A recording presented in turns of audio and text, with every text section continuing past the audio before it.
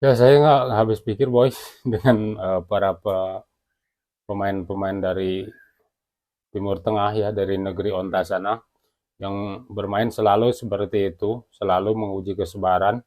Kalau nggak guling-guling di lapang, dia juga seringnya bermain kasar, mencederai lawannya. Tapi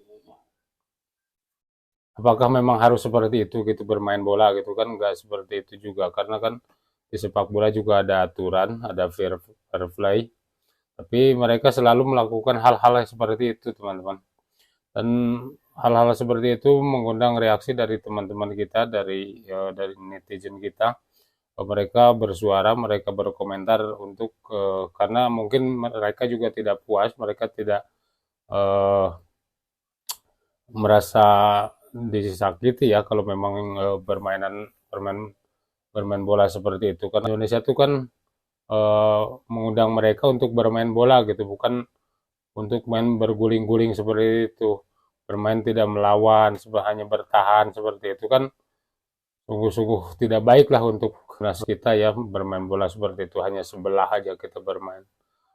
Oke teman-teman, kita lihat video pertama, tapi sebelumnya kita untuk yang belum subscribe silahkan tekan tombol subscribe-nya. Kepada yang sudah subscribe saya ucapkan terima kasih.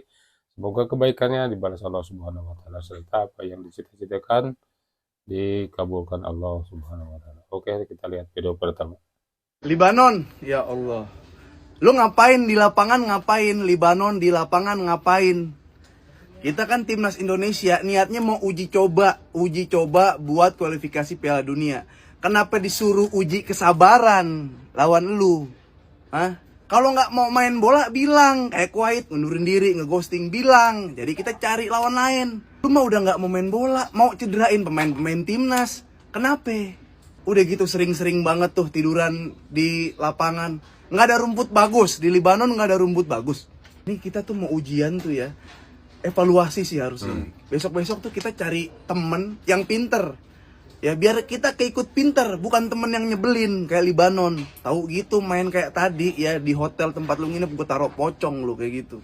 Namanya tuyul 3. Dah buat timnas Indonesia, sisi positifnya adalah bersyukur kita nggak ada yang cedera dan dengan main seperti tadi lawan Libanon, mudah-mudahan taktiknya semakin susah ditebak lawan Arab dan Irak. Buat Libanon ya, mendingan Bahrain sekalian daripada Libanon. Mendingan Armenia yang kalah sama Portugal, peringkatnya masih sama, mirip-mirip sama Libanon. Semua pasti kesal ya kalau misalnya melihat pertandingan-pertandingan seperti itu ya. Saya juga merasa kesal, pusing melihat pertandingan kalau seperti itu. Indonesia kosong, Lebanon kosong.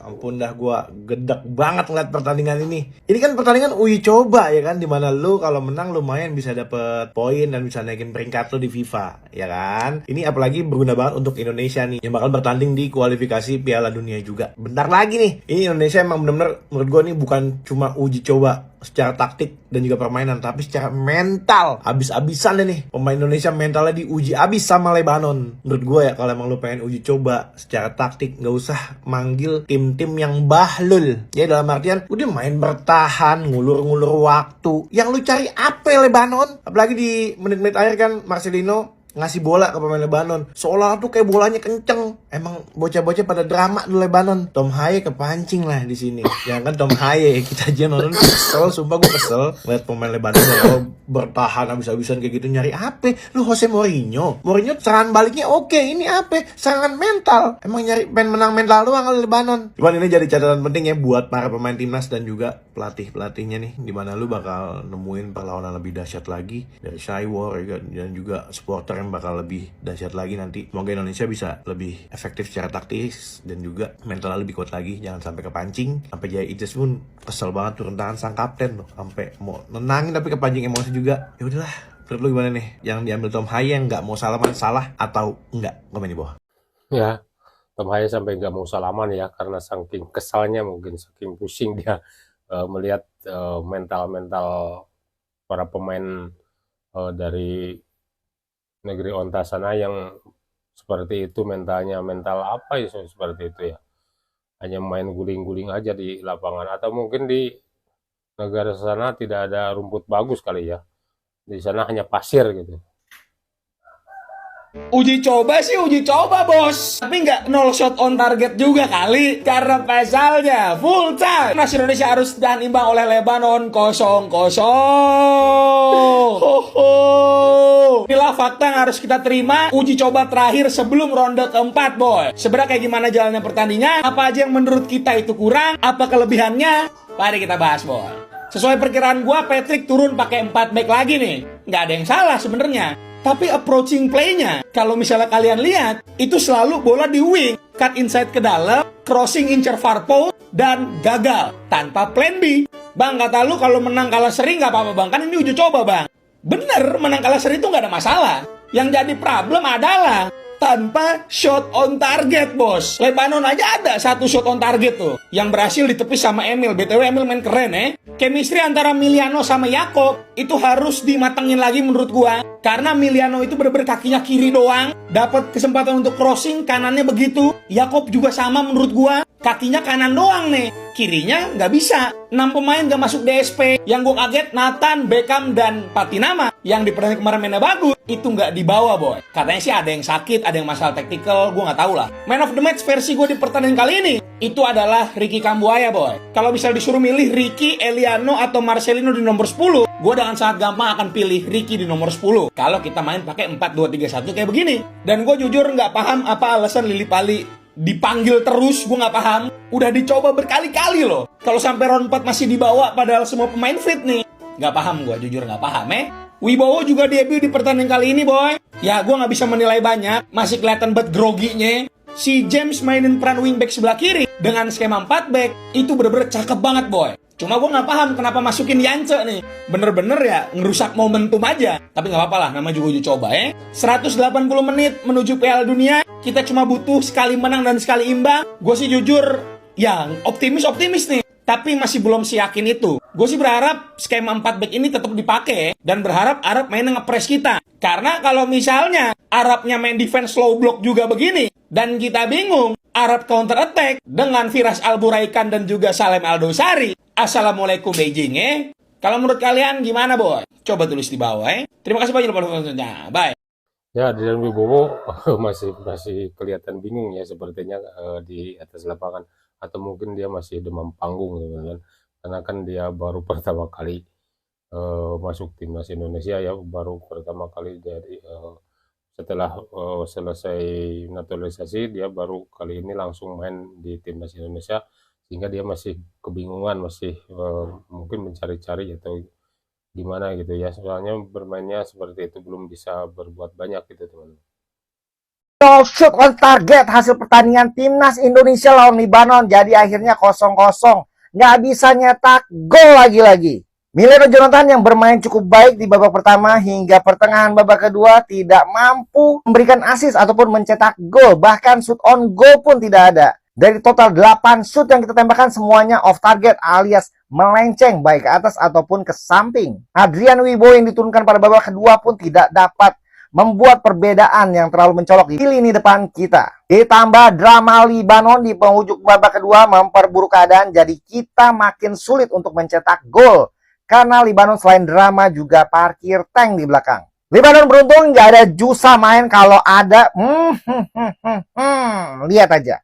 Gimana guys tentang hasil pertandingan ini? Indonesia nggak bisa mencetak gol lawan tim sekelas Lebanon. Apalagi nanti lawan Irak sama Arab Saudi. Kira-kira PR apa nih yang harus dikerjakan oleh Patrick dan tim supaya Indonesia lebih gacor lagi untuk nyetak gol? Gimana? Komentarnya sikat. Tidak terbayangkan kalau misalnya si El Preman itu ada di lapangan kemarin tuh, ya nggak tahu seperti apa dia ngamuknya. Kalau misalnya lihat pemain-pemain Lebanon bersikap seperti itu, si El Preman ini pasti ngamuknya luar biasa itu teman-teman. Untungnya dia tidak ada ya. Irak kirim pesan ke Indonesia usai juara Piala Raja di Thailand. Irak kalahkan Thailand dengan 9 pemain. Kita tidak hanya bahas soal kemenangan Irak, namun juga siapa pemain paling berbahaya dalam turnamen tersebut sebagai langkah membaca kekuatan Irak. Dan kita akan update terus informasi mengenai perjalanan timnas Indonesia.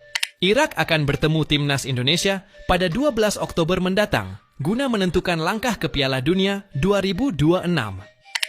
Jika Irak telah melakukan uji coba dengan mengalahkan Hong Kong dan Thailand, maka Indonesia melawan Chinese Taipei dan Lebanon.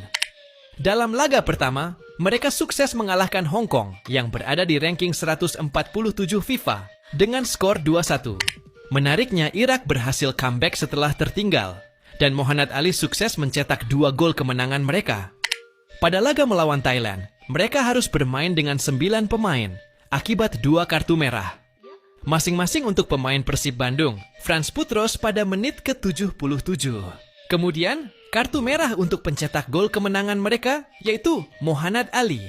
Lalu, apa kesimpulannya? Dari 2 pertandingan mereka terbilang produktif. Dengan 1 pemain yang berhasil mencetak gol dalam 2 pertandingan tersebut. Irak bukan tanpa celah, buktinya Hong Kong mampu mencetak gol. Namun, dalam 2 pertandingan, Irak mampu comeback. Bahkan hanya 9 pemain mampu mengalahkan Thailand. Sehingga, secara mental, Irak begitu kuat. Ya, dengan 9 pemain Irak bisa memenangkan pertandingan ya, bahkan menjadi juara ya di turnamen tersebut. Berarti itu apa? Berarti mereka itu punya pertahanan yang cukup baik ya. Dia punya mental cukup kuat juga. Terus dia punya pertahanan yang baik, pemain-pemain yang profesional. Dengan 9 orang dia mampu memenangkan pertandingan dengan setelah 2 pemainnya di kartu merah, yaitu pemain Persib 1 dan satunya saya lupa itu siapa tuh.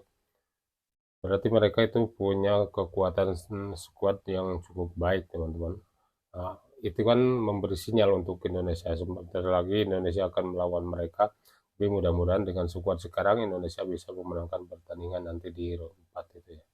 Timnas Indonesia harus puas mendapatkan hasil imbang setelah di babak kedua belum bisa membobol gawang Lebanon. Yaps, pertandingan berakhir dengan skor 0-0, di mana Lebanon benar-benar tidak mau menyerang dan hanya bertahan serta menumpuk pemain di garis pertahanan. Dan inilah yang menyebabkan timnas Indonesia susah untuk mencetak gol. Padahal sebenarnya dengan materi yang dibawa oleh Patrick Kluivert saat ini, seharusnya timnas Indonesia mampu meraih kemenangan malam ini. Namun pastinya ini akan menjadi PR besar untuk Patrick Kluivert, di mana dia harus mencari solusi dan cara bagaimana mencetak gol ketika menghadapi lawan dengan melakukan defense yang cukup dalam. Namun secara keseluruhan penampilan skuad Garuda bisa dibilang cukup memuaskan. Apalagi secara penguasaan bola dan penguasaan permainan, timnas Indonesia jauh lebih unggul atas Lebanon. So, jadi semoga Patrick Kluivert benar-benar udah menentukan kerangka pemain terbaik untuk menghadapi babak round 4 kualifikasi Piala Dunia bulan depan. So, jadi gimana menurut kalian melihat pertandingan timnas Indonesia melawan Lebanon yang berakhir tanpa gol ini? Yang jelas membingungkan dan membosankan kalau lihat pertandingan seperti itu ya. Satunya menyerang, satunya cuma bertahan aja, tidak ada perlawanan aja. Oke teman-teman, itu saja video dari saya. Terima kasih sudah menonton. Semoga videonya bermanfaat. Oke, jangan lupa di like, komen, dan subscribe. Terima kasih. Assalamualaikum warahmatullahi wabarakatuh.